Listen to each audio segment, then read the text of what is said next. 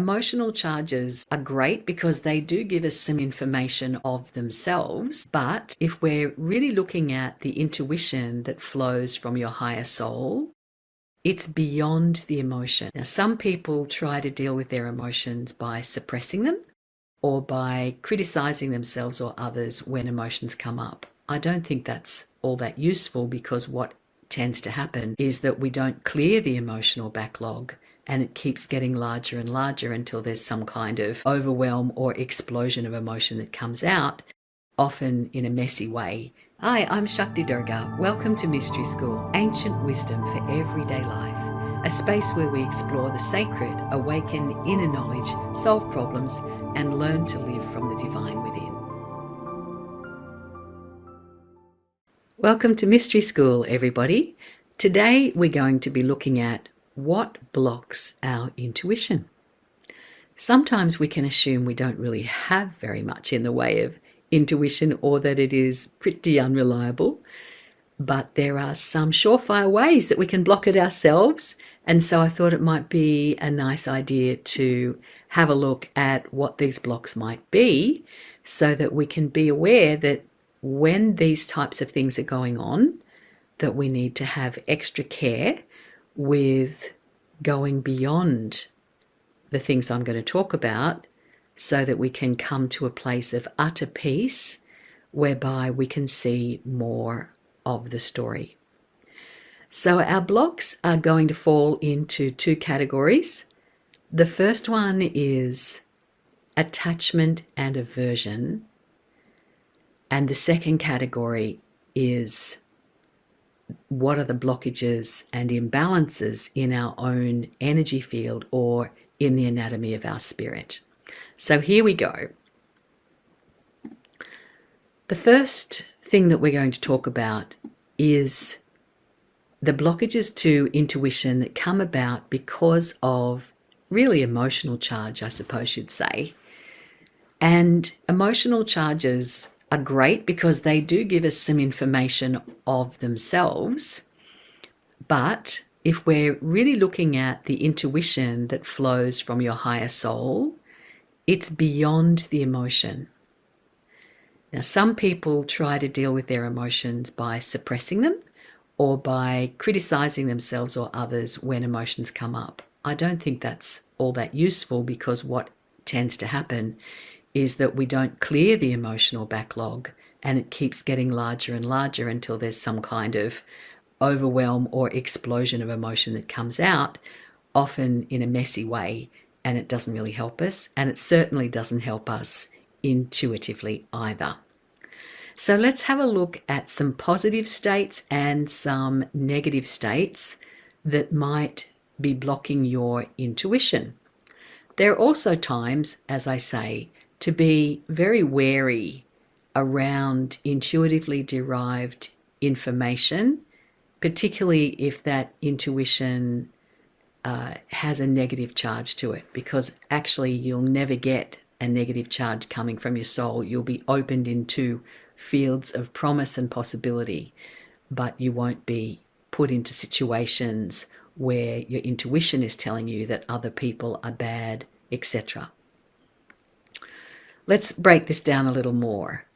Some of the negative states that clearly block our intuition are when we're angry. If you're quite angry about something, you'll know that sometimes you can't help an emotional outburst. But whatever's going to happen, the astral sea is a bit choppy at that time, and you will not have clear access to intuition.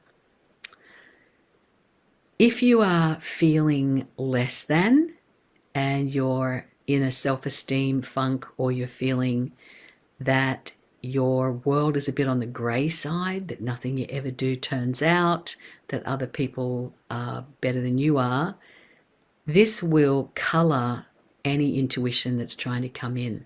So what we need are practices that will clear these charges of energy, and different emotions will have different practices, and we go deeper with this type of thing in Mystery School than we have time for today. Another time to be very careful about what's happening with supposed intuition is when you are feeling victimized. So it happens to all of us at different times. We'll feel quite victimized. And the funny thing about it is that very often the other person is also feeling victimized, even though when to us clearly they are the persecutor or the aggressor or the person who has transgressed a boundary in some way. But the victimized state is a very subjective state, and we just need to remember that when we are feeling that something's being done to us by others, even if that is a true thing, that someone else has done something to us, when we're sitting in that place of where there's the self-pity, where there's the judgment of others, all of which is normal, all of which is natural, but it is not a state where your intuition will work clearly. There are ways that we can work through that limitation of victim consciousness. And as I say, life is going to set every single person up to feel like that sometimes. So it's no criticism of anybody who might be feeling that way or experiencing a very bad time at the moment. But what it's saying is there's something more, there's something greater than that state sitting within. And we don't want to be trying to deduce right action, right speech, right attitude, right thought from a state of victimization, because it'll have a taint to it that will mean that your intuition isn't as clear as it could be. And the last of the negative states that I'm going to speak of today is when we are very charged in partisan thinking. So we're 100% in favor of something or we're 100% against something. We see this come up in social situations where the culture is going through a challenge and some people are for something and some people are against the very same thing. And you'll find that both people are seeing only part of the picture because their blinkers are stopping them from seeing the other side. So we saw a lot of this with the debate over whether or not people should be vaccinated for COVID-19, and if they are vaccinated, how many vaccines should they have, what kind of vaccine should they have. And we saw on both sides a lot of fear where vaccinated people didn't want to be around unvaccinated people, and unvaccinated people often didn't want to be around vaccinated people for different reasons. And we saw a great divide happen. And frankly, in situations like that, if we are very partisan, our intuition around these things will not work very well. And the charged partisan thinking, doesn't matter if it's right or wrong or anywhere in between, everything will be partially correct. There'll be some right on both sides, but there will also possibly be some areas where we could learn from each other on both sides, and some areas where we could come together in our thinking and come from a place of all boats rising for everybody. But we see in the political arena very often that there's a great polarization, and the more polarized things become, the more charged the partisan thinking becomes. And so because of that emotional charge, it's very difficult to come to a place where intuition can be relied on. And the reason for that is intuition comes from wholesomeness and from connection. So when we're disconnected, whether it's through anger, feeling less than, feeling victimized, or charged partisan thinking, then we're likely to find that we need to do something else. We need to do some spiritual practices, whatever your tradition would mandate that you do in those situations to get through it and clear it. Then use your intuition to find out what would be the best way forward for you in these given circumstances, and what would be right action, right thought, right everything else. So that's one side of it. The other part of emotional charge is where things seem overly positive. And we might not think of this one as much, but it's just as detrimental to our intuition. And this is where we are swayed, kind of wooed in a way. But think about when folks can be subjected to flattery. And that flattery, con men use this.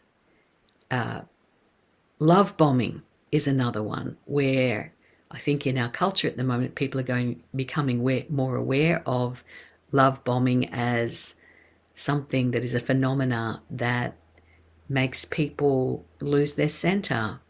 They get so swept up in the way in which they're being loved up, but then the person just drops them again, and they don't know if they're coming or going, and it's quite a controlling and unpleasant way of interacting.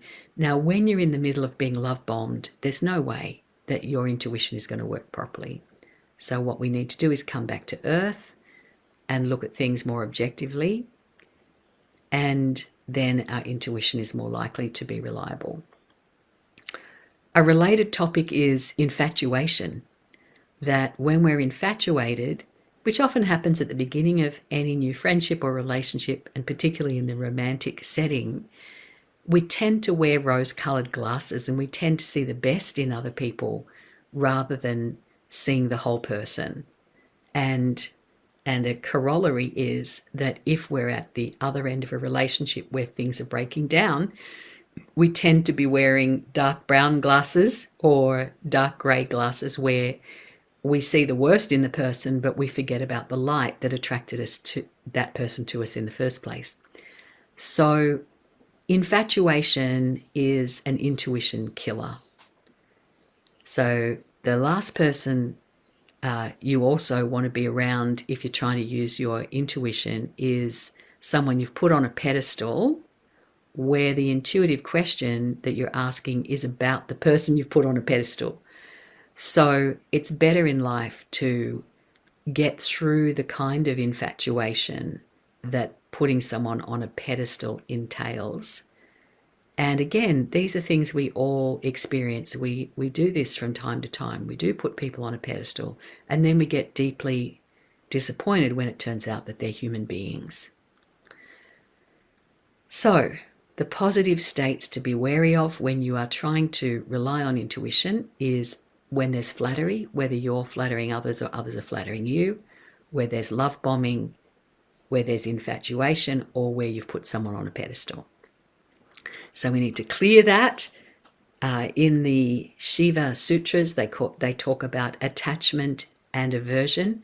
And in Mystery School, we do some practices to try and clear these states so we can drop down to a deeper place of knowing within our beings, a place where intuition naturally arises in a more wholesome way. If you'd like to go deeper with me in Mystery School, then join our Living Light series, and you can find out more about that at shantimission.org.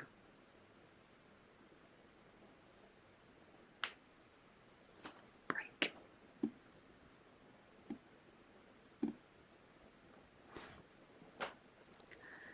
Welcome back again. The second area where we can find that our intuition will not work properly is when our chakras are very unbalanced. So you probably know that we have 7 major chakras and a number of minor chakras, which are less about consciousness and more about other things, but there are a couple that have evolved in the last 100 years or so that can also be relevant. But today, let's just focus mainly on the 7 main chakras and the way in which each of them is a vortex of energy and a storehouse of consciousness. And each of them has something different that they store.